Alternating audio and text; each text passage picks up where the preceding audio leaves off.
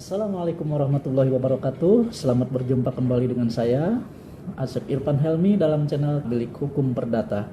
Bagi para sahabat yang baru bergabung dengan channel saya, jangan lupa like, subscribe, dan komennya. Terima kasih.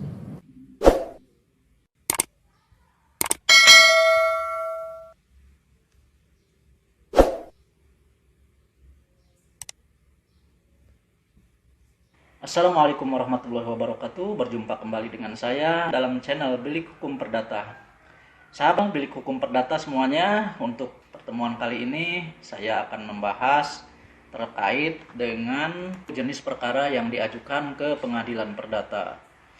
Perkara-perkara yang diajukan ke pengadilan perdata tentunya itu permasalahan-permasalahan yang terjadi pada masyarakat atau permasalahan-permasalahan yang terjadi antar subjek hukum perdata, karena adanya hubungan atau interaksi sosial di antara mereka, sehingga mengakibatkan beberapa permasalahan yang tentunya itu harus diselesaikan dengan cepat.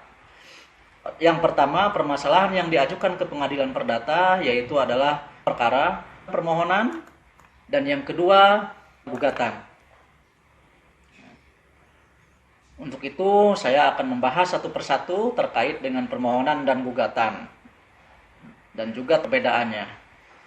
Ciri khas dari perkara permohonan itu sendiri yaitu hanya ada satu pihak, yaitu pemohon. Walaupun pemohonnya banyak, disebut menjadi para pemohon. Jadi tidak ada pihak lawan di sini, hanya ada pihak pemohon saja. Kemudian yang kedua yaitu tidak mengandung sengketa. Kalau perkara permohonan ini mengandung sengketa, maka perkaranya pasti tidak akan diterima oleh pengadilan, karena perkara ini mengandung sengketa. Artinya perkara permohonan yang mengandung sengketa itu seharusnya didaftarkan dan diajukan secara gugatan. Kemudian permohonan itu produknya adalah penetapan. Ketika pihak atau para pihak mengajukan perkara permohonan ke pengadilan, maka majelis hakim akan mengeluarkan sebuah penetapan. Penetapan itu berisi hasil pemeriksaan, apakah dikabulkan atau tidak. Kemudian ciri yang keempat, bahwa permohonan itu produknya adalah penetapan yang mengandung atau bersifat deklaratur dan konstitutif.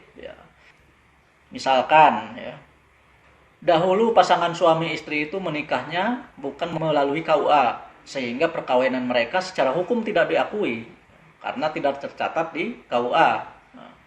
Maka mereka mengajukan permohonan isbat nikah ke pengadilan agama. Kemudian pengadilan agama mengeluarkan sebuah penetapan yang isinya menyatakan bahwa perkawinan para pemohon adalah sah. Sehingga pernyataan pengadilan tersebut menyatakan sah, maka itulah sifatnya deklaratur. Kemudian yang kedua, sifat daripada permohonan itu adalah konstitutif. Artinya meniadakan hukum yang lama atau mengadakan hukum yang baru. Di sini mengadakan hukum yang baru, di mana sebelumnya para pemohon ini perkawinannya tidak diakui secara negara. Setelah diajukan ke pengadilan dan setelah ditetapkan oleh pengadilan, maka perkawinan mereka secara hukum menjadi sah. Artinya mengadakan hukum yang baru oleh penetapan pengadilan.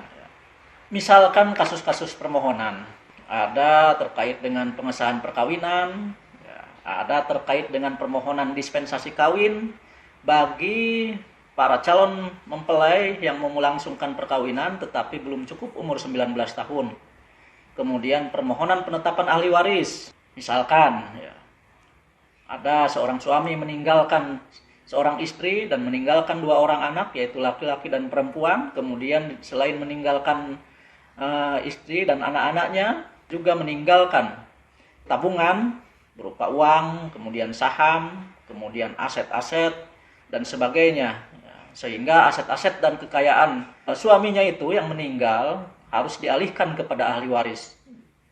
Namun para ahli waris tidak dapat mengalihkan baik harta maupun kekayaan maupun asetnya secara sendiri, namun harus melalui proses pengadilan, yaitu diajukan permohonan penetapan ahli waris.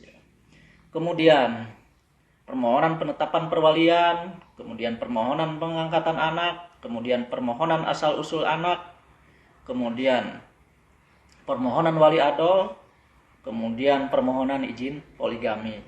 Itulah perkara-perkara permohonan terkait yang diajukan ke pengadilan. Kemudian yang kedua adalah perkara gugatan.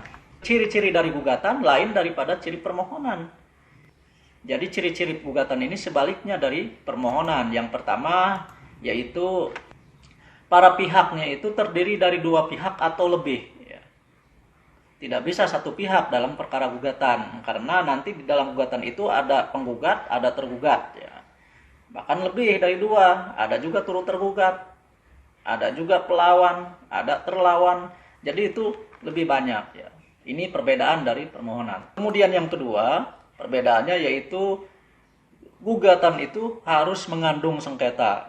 Kalau tidak mengandung sengketa, maka ini bukan gugatan dan perkaranya akan di-NO atau tidak diterima oleh majelis hakim jika perkaranya ini tetap diajukan oleh penggugat. Kemudian yang ketiga, yaitu produknya putusan, bukan penetapan. Dan putusan ini memiliki sifat yaitu kondemnatur atau memaksa.